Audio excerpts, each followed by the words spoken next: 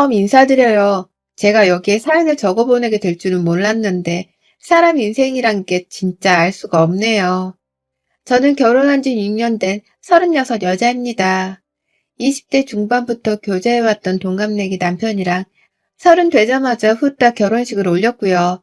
둘 다 다니던 직장이 다 서울에 있었는지라 고민을 할 것도 없이 신혼집은 서울에 차렸습니다.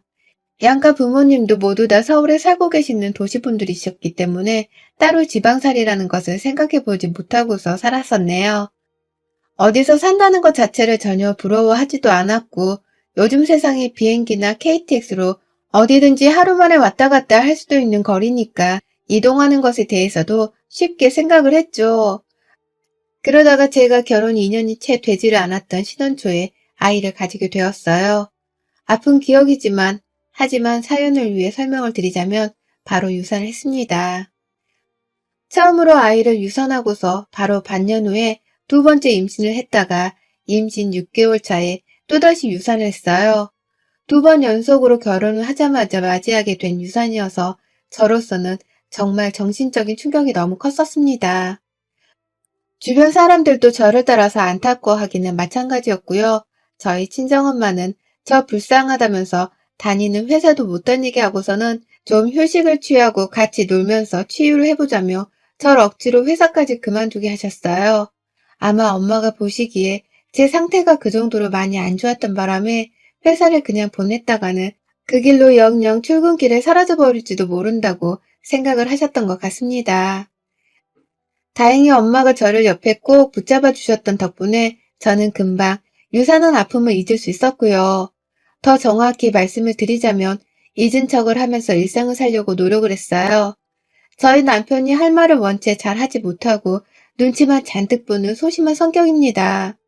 그 당시 우리 남편은 제 눈치를 보면서 사느라 밥도 제대로 못 먹어 살이 저를 따라서 5kg 정도가 빠졌었답니다. 부부는 일심동체라고 하더니만 제 남편이 딱 저를 따라 맘고생하면서 그 당시 힘든 게 많았을 거예요. 아무튼 저희 부부는 결혼 초부터 상처를 받을 만한 일을 겪고 난 후 조금은 다른 결혼 생활을 하게 되었습니다. 남들을 볼 때마다 애가 있으면 그게 그렇게 부럽더라고요. 내 뱃속에서 죽은 아이한테도 너무 미안해졌고요. 조금은 더 많이 남들을 신경 쓰면서 살기 시작했고요. 남들이 과연 애를 둘이나 유산한 나를 어떻게 볼까 싶은 트라우마적인 생각 때문에 제대로 된 일상을 좀 살기가 힘들었어요. 이런 저를 보면서 남편도 똑같이 사람들의 눈치를 보기 시작했고 특히 시댁 식구들의 입단속을 하느라 내내 안절부절을 못한 채로 살았답니다. 남과 다를 것이 하나 없이 구는 시댁 식구들 때문에 저나 남편은 늘 명절이 지옥이었고 또 시댁 행사날이 불편했어요. 우리 부부가 결혼을 할 당시 시부모님께서는 10원 한 장도 보태주시지 않으시고 자식의 결혼을 방관하듯 지켜보기만 한 분이셨어요. 저희 친정에서는 부모님이 어찌 그런 시부본을 둔 집으로 시집을 가려 하냐면서 결혼식 막판에 반대를 했었을 만큼 동전 한 푼도 주질 않으셨답니다. 신혼집을 구하는 것도 저희 친정에서 5천만 원을 보내주셨고 남편이 직접 대출을 받은 걸로 집을 장만했었는데요.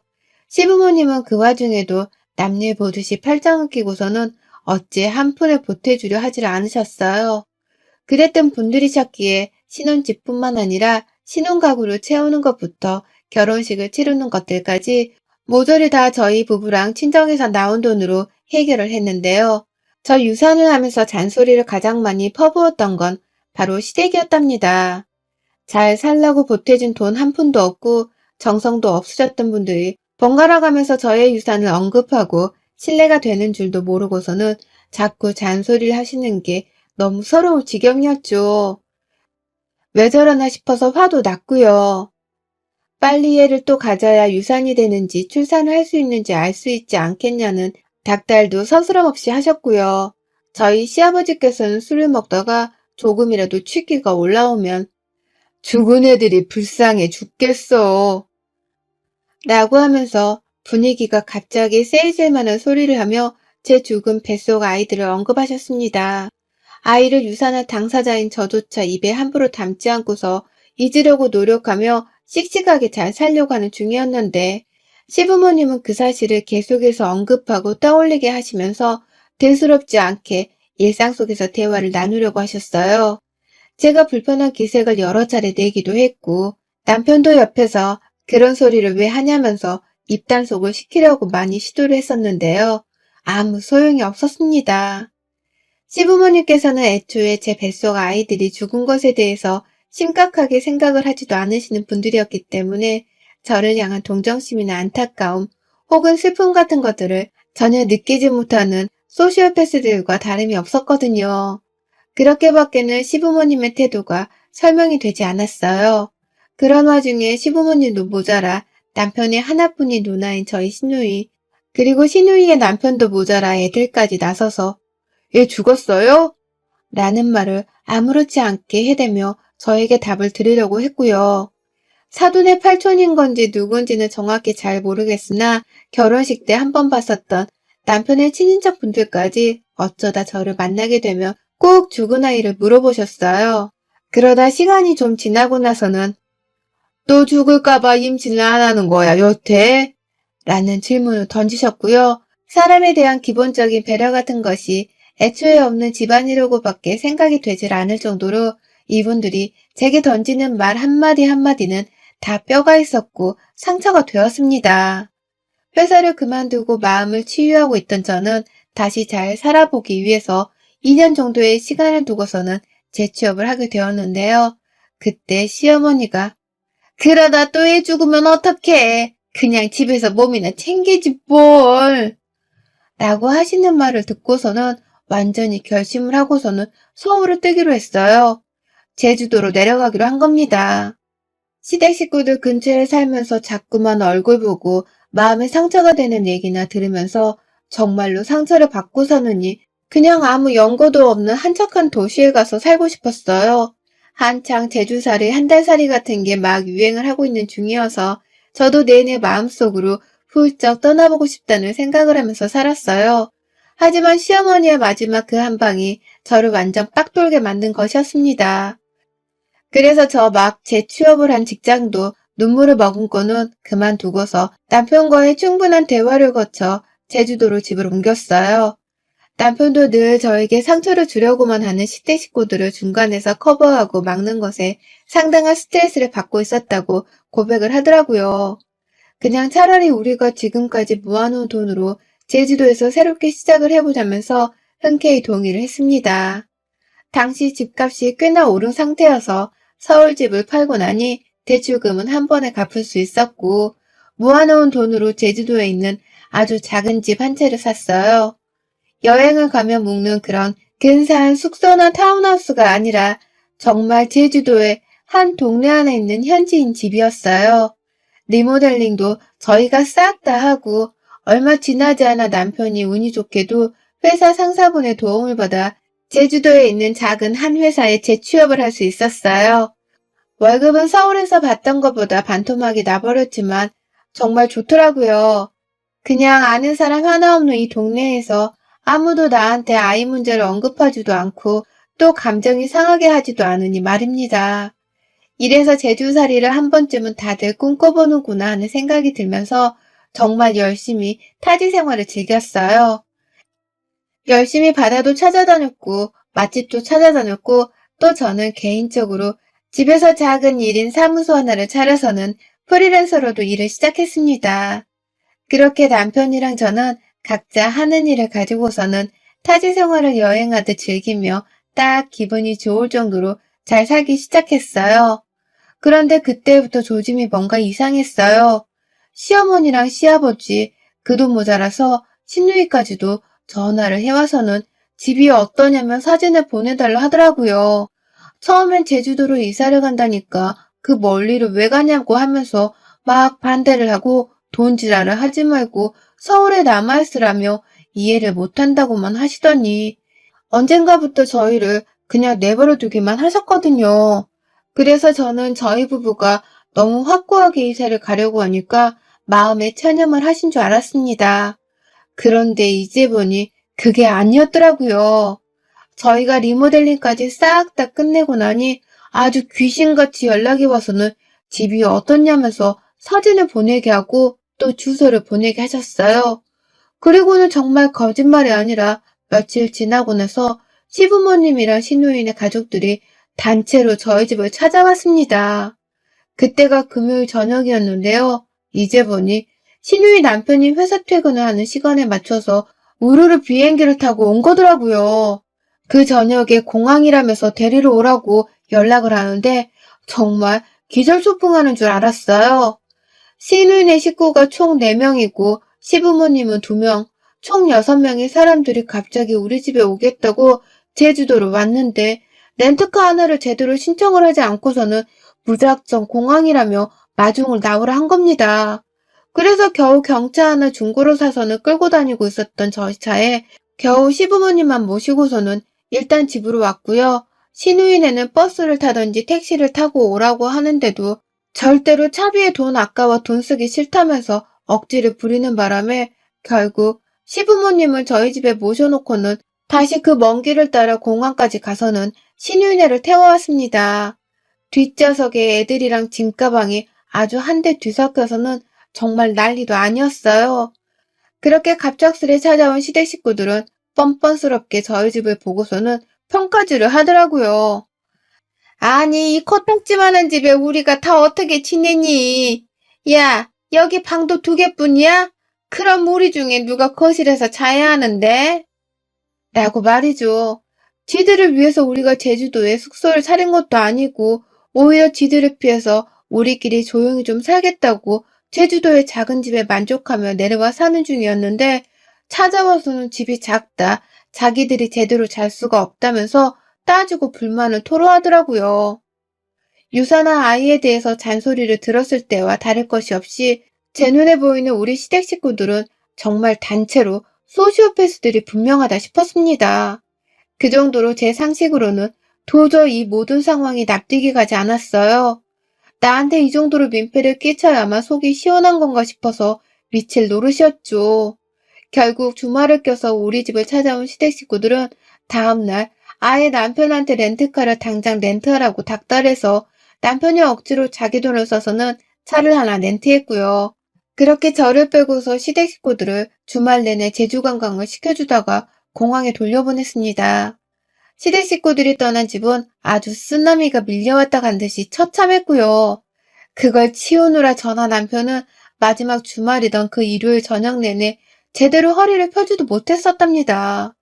설마 이게 또 반복적으로 일어나진 않겠지 싶었는데 늘 불길한 예감은 적중을 했죠. 그 다음에 남편의 한 친척분께서 연락이 오셨어요. 시어머니께 말을 전해드렸다면서 우리 사는 곳 주소를 찍어달라 하시더라고요. 그러더니만 50대이신 그 친척분이 남편분이랑 같이 둘이서 우리 집을 찾아오신 겁니다. 두 분은 은퇴하고 집에서 할 일이 없으신 건지 평일 대바람부터 제주도를 찾아오셨고요. 그렇게 저는 또 영문도 모른 채 시댁 식구들을 제 집에 묵게 했어요. 방 하나는 제 작업 사무실로 쓰는 곳이었는데 어쩌다 보니 시댁 식구들이 제주도에 여행을 오면 내줘야 하는 숙박시설 같은 것으로 쓰게 되었답니다. 남의 집에 돈 한 푼 안 내고 무료로 숙박을 하려고 찾아봤으면 적어도 서울에서 뭐 하나 선물을 사오던가 하다못해 현금이라도 10,000원짜리 한 장은 줘야 하는 게 인지상정이잖아요. 하지만 이놈의 시댁 식구들은 저희랑 가깝던 혹은 멀던 아무도 염치라는 것을 챙길 줄 모르더라고요. 빈손으로 찾아와서는 하나같이 우리 집이 좁아 죽겠어서 올해는 못 살겠다며 투덜투덜 거리셨고요. 당연스럽게 자기들이 제주도에 오면 관광을 시켜주는 것은 저나 제 남편의 몫이라고 생각을 하셨습니다. 그 흔한 투어나 렌트카는 늘상 예약 따윈 하지도 않으셨고요. 하나같이 우리한테 공항으로 데려오라고 하고 또 맛집도 알려달라고 하고 관광지로 태워다 주고 또 데리러 오라고 시키면서 온갖 여행사에서는 할 짓들을 전부 다 저희 부부한테 요구를 하셨어요. 눈 하나 깜빡하지 않은 채로 뻔뻔스럽게 말입니다. 급기야 저희 시부모님은 한 달 살기를 하고 가신 적도 있답니다. 제주도행 비행기표만 끊고 오셔서는 돌아가는 비행기표는 사지도 않으셨더라고요. 그냥 와서는 몇 날 며칠을 계속 지내시길래 언제 돌아가시냐고 물어보니 너가 가라니까 더 가기 싫네. 우리 가는 티켓 안 끊었다 아직. 한 달이 있으려고 한다. 라고 하시더라고요. 그리고는 정말 한 달 내내 저희 집에서 관광하듯 머물다가 가셨습니다. 남의 호텔을 사용하듯이 청소도 안 하고 설거지도 안 하고 요리는 당연히 안 하셨고요. 이불 정리하는 것부터 시작해서 자기들이 쓰고 난 방 청소까지 전부 다 저한테 시키셨어요.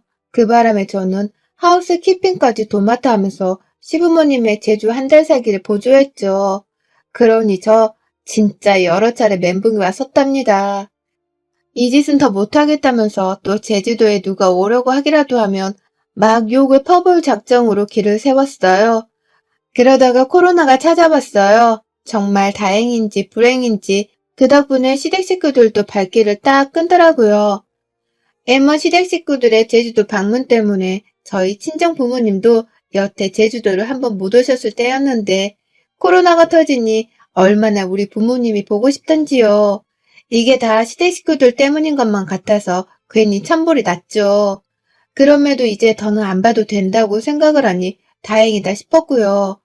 하지만 요즘 코로나는 조금씩 일상 속에서 함께 해야 하는 걸로 인식이 바뀌었고, 사람들도 명절에 막 여행을 간다고 공항이 좀 더 붐비기 시작했잖아요. 그 중에 꾸역꾸역 제주도로 여행하겠다며 비행기를 타러 공항에 가 있던 사람이 바로 저희 시부모님과 시누이네였습니다. 한번 저희 집에 다 같이 우르르 왔다가 집이 너무 작아서 함께 못 지내겠다고 생각을 한 건지 절대로 같이 내려오지는 않더라고요. 다만 누가 봐도 서로 미리 계획을 짰다는 듯이 시부모님이 평일에 제주도로 온다면서 무턱대고 찾아오시더니 시부모님이 금요일에 서울로 올라가면서 바톤 터치를 하듯이 시누이네가 제주도로 내려왔어요. 시부모님이 저희 집에 계시는 내내 저 진짜 오래간만에 또 하우스키핑 역할을 자처하면서 엄청 개고생을 했거든요. 오랜만에 제주도에 와서 너무 좋다면서 저를 데리고 빨빨거리면서 제주 여행을 시켜달라고 성화를 부리시는 바람에 남편 출근을 시켜주고 난 후 그 차를 그대로 집에 가져와서는 시부모님을 태우고는 제주도를 달렸었습니다. 다니면서 필요한 경비며 식당에 들어가서 쓰는 식비며 모든 것들은 다 제 지갑에서 돈이 나갔고요. 그 와중에 시부모님은 지갑 한 번을 열어서 저한테 밥 한 끼를 사주질 않으셨어요. 그냥 맨입으로 또 당연하다는 듯이 저희 부부의 도움만을 받으며 제주도를 꽁으로 여행을 하려고 한 것이었습니다. 그러다가 금요일에 서울에 간다면서 공항에 바래다 주라고 하니 저도 이제야 끝이 났다 싶어서 절로 다행이다 싶더군요.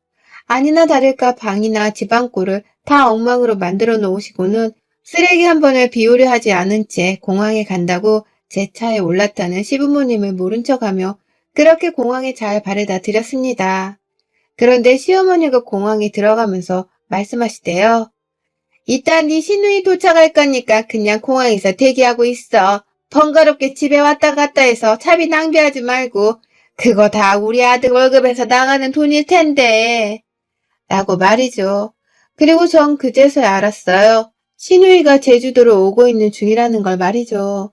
정확한 시간도 말해주지 않고 도대체 왜 오는 건지도 말해주지 않은 채 그냥 무작정 공항에서 기름값 아까우니 기다리고만 있으라 하는 시어머니의 말에 숨이 턱 막혔어요. 머리가 지끈거리고 숨이 안 쉬어지고 급기야 차키를 들고 있는 제 손이 막 부들부들 떨리는데 눈치껏 제 증상을 알겠더라고요. 공황장애라는 걸 말입니다.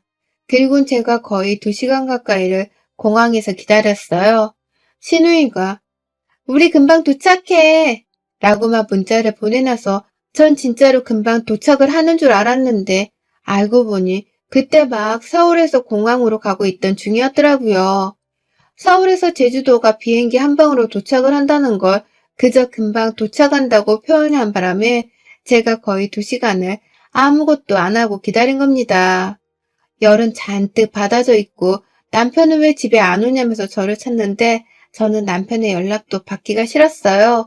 왜 니네 식구들은 다 이 모양인 거냐면서 한마디 욕을 퍼부을게 분명했는지라 남편이랑은 싸우고 싶지가 않아서 일단 전화를 받지 않기로 한 겁니다. 그리고는 시누이네를 기다리는데 와, 저 진짜 그 얼굴을 보자마자 입이 열리며 쌍욕이 튀어져 나왔습니다. 시누이가 공항 밖으로 나오다가 말고 지네이들이 배가 고파 했다면서 바로 공항 안에 있는 롯데리아에 가서는 햄버거를 사 먹이고는 나오는 겁니다.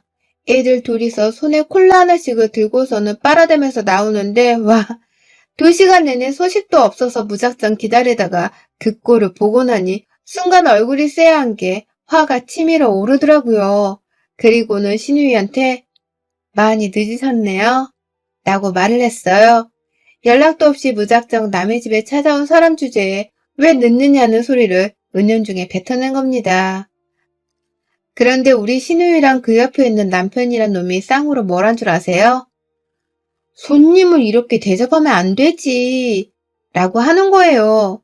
손님은 늦어도 늦었다고 그러려니 해야 하는 거고 윗사람을 봤으면 짐부터 받아줄 생각을 해야 하는 거라면서 저를 향해 둘이서 쌍으로 잔소리를 퍼부으며 가르치려 들더라고요. 이건 뭐 기가 막힌 건 둘째치고 사람 새끼들이 아닌 것들과는 도무지 대화가 안 통해서 뭐라 할 말이 없었습니다. 제 손님들이세요? 저는 초대한 적이 없는데 누구 마음대로 형님이 제 손님이에요? 내가 언제 오라고 했어요? 왜 멋대로 이 늦은 시간에 사람을 기다리게 하면서 찾아와 놓고 손님 대접을 바래요? 라고 하며 저도 결국 화가 폭발해서는 소리를 쳤어요. 사람들이 막 공항을 빠져나가는 중이어서 주변에 사람들이 정말 많았는데 저는 부끄러운 줄도 모르고 신우이한테 소리를 질러댔어요. 내가 초대를 했냐고요. 손님 대접을 받고 싶으면 돈을 내던가 아님 돈 내고 호텔을 들어가던가 왜 남의 집에 멋대로 찾아와서는 대접을 바래요? 염치 좀 챙기고 사세요. 라면서 혼자 공항 천장을 보며 소리를 지르고 숨을 거르고 별짓을 다 했다가 신우 남편이 저보고 그러더라고요. 미쳤나 봐. 라고 하면서 저를 막 이해할 수 없다는 듯이 쳐다보면서 표정을 잔뜩 찡그리는데 그 무시하는 표정에서 저는 환멸을 느꼈습니다. 내 마음을 알아주길 바란 건 아니었지만 그래도 적어도 내 집에서 지내려고 하는 사람이라면 집주인한테 미안해하기는 할 거라 예상했거든요. 그런데 저를 이해하기는커녕 미쳤다고 말하는 그 인간의 말에서 저는 결국 마지막 희망의 끈까지 놓아버렸고요. 바로 그 자리에서 신우 둘째 애가 들고 있는 음료를 뺏어다가 신우 남편의 얼굴에다가 음료를 부어버렸어요. 자식들 보는데 부부가 쌍으로 부끄럽지도 않아요? 남의 집에 찾아오는 손님이면 손님답게 예의를 갖추시라고 하는 말인데 미쳤다고? 미친 게 뭔지 제대로 한번 보여줄까요? 나 당신들 우리 집에 다시는 안 들일 거니까 어디 한번 공항에서 차 렌트해서 숙소 잘 찾아가 보세요. 손님 대접 받고 싶어 하는 것 같으니 소원대로 해줄게. 호텔 구에서 손님 대접 떵떵거리며 받고 지내다 가세요.